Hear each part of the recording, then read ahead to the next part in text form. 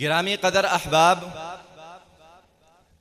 اپنے محسنین کی قدر کرنا اور احسان پر ان کا شکریہ ادا کرنا شرفاء و عقلاء کا امتیازی وصف گردانا جاتا ہے۔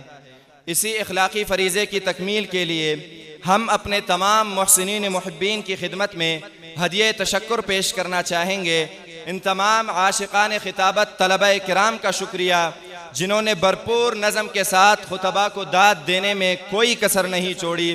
یہاں پہ تشریف فرما تمام واجب الاحترام محترم المقام اساتذہ کرام کا شکریہ جن کا وجود بامسعود طلبہ کے لیے بیش قیمت انعام اور حوصلہ افزائی کا باعث رہا۔ عدل و انصاف کی ترازو کے حاملین منصفین عظام کا شکریہ جنہوں نے بار گراں جیسے اس وظیفے کو بخوبی نبھا کر قصر بزم کی تعمیر کو تکمیل تک پہنچا دیا۔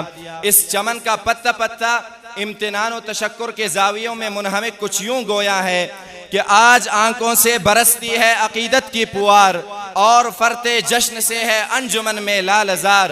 اولاً رب جہاں کی حمد اور تسبیح ہو جس نے توفیق سخن بخشی ہے اہل بزم کو۔ ثانیاً شکر اساتذہ جن سے تھا اس کا قیام، ابتدا سے چل رہا تھا بزم کا دلکش نظام۔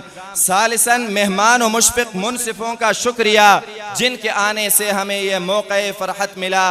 اے شیوخ من ادا کیسے کروں حق سے پاس، ہیچ ہیں الفاظ دوں کیسے تکلم کا لباس۔